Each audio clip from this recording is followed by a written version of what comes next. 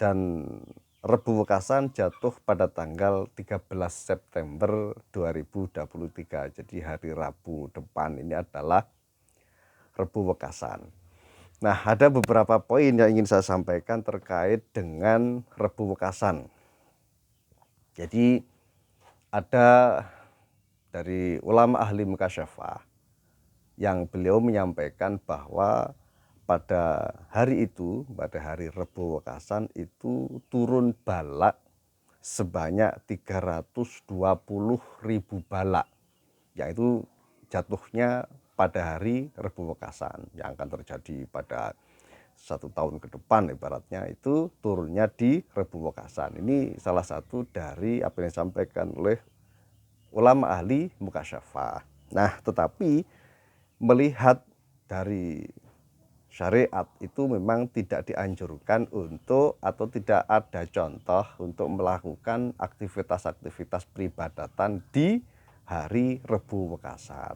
Makanya ini harus dicatat betul bahwa tidak ada contoh untuk melaksanakan peribadatan di Rebu Wekasan.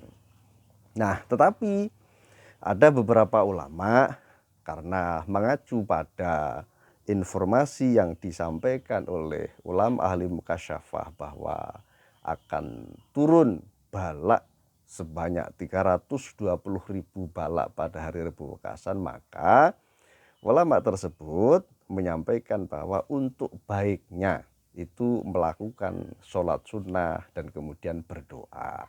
Nah, tetapi karena memang tidak ada tuntunan khusus terkait dengan sholat Rebu Wekasan, maka tidak diperbolehkan niat sholat sunnah Rebu Wekasan. Itu tidak ada. Jadi tidak ada tuntunan untuk melakukan sholat sunnah Rebu Wekasan. Nah, tetapi yang diperbolehkan itu adalah sholat sunnah mutlak, sholat sunnah hajah. Nah, sholat sunnah hajat itu diperbolehkan. Tetapi kalau niatnya itu sholat sunnah Rebu Wekasan itu tidak diperbolehkan karena memang tidak ada tuntunan untuk melakukan itu. Makanya untuk baiknya ketika ingin melaksanakan ibadah di hari Rebu Wekasan, maka niat sholatnya, nah itu ya niat sholat sunnah hajah atau sholat sunnah mutlak. Contoh niatnya usolli sunatan rok'ataini lillahi ta'ala. Nah, ini sholat sunnah mutlak. Nah, dalam sebuah kitab itu disampaikan bahwa sholat sunnah mutlak yang dilakukan pada hari Rebu Wekasan itu niatnya pertama usolli sunatan rok'ataini lillahi ta'ala. Nah, kemudian setelah Fatihah membaca surah Al-Kautsar sebanyak 17 kali. Di Fatihah kemudian membaca surah Al-Kautsar sebanyak 17 kali. Kemudian di rakaat kedua membaca surah Al-Ikhlas, Al-Falaq, An-Nas. Ini yang dicontohkan di sebuah kitab yang memberikan arahan bahwa sholat sunnahnya itu sholat sunnah mutlak. Kemudian setelah Fatihah di rakaat pertama membaca Al-Kautsar, surah Al-Kautsar sebanyak 17 kali, kemudian Al-Ikhlas, Al-Falaq, An-Nas. Al-Ikhlasnya itu dibaca sebanyak 5 kali.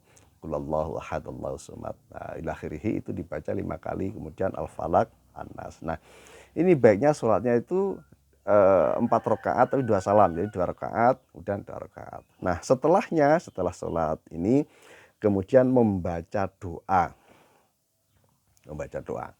Nah, doanya ini mungkin nanti bisa difahami atau mungkin bisa dihafalkan. Kalau nanti ada kesempatan bisa saya tuliskan di kolom komen nanti.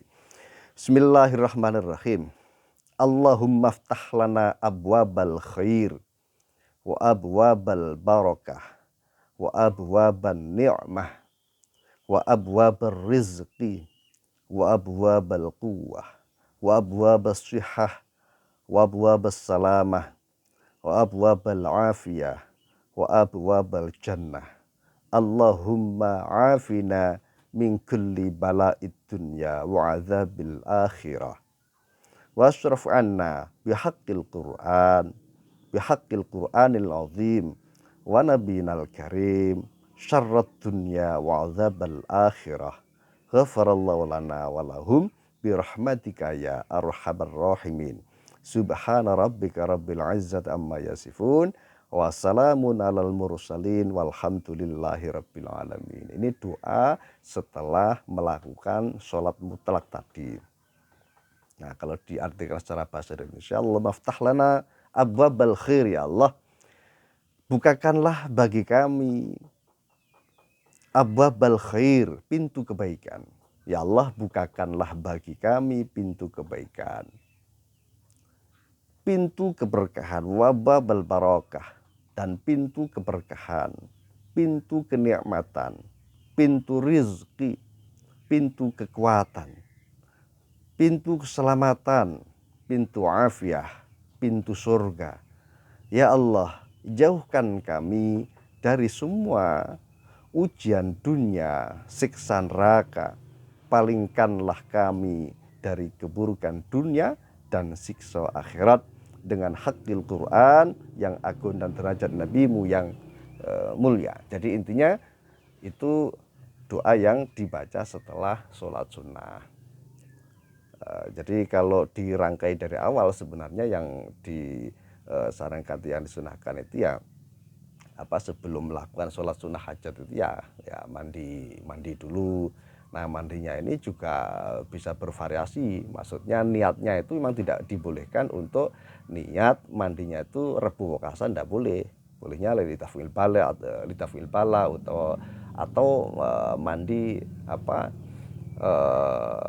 taubat. Nah, ini yang diperbolehkan. Jadi tidak diperbolehkan secara spesifik itu niatnya karena rebu wekasan.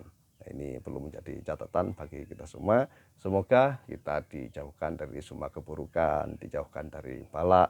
Selamat dunya, selamat akhirat. Assalamualaikum warahmatullahi wabarakatuh.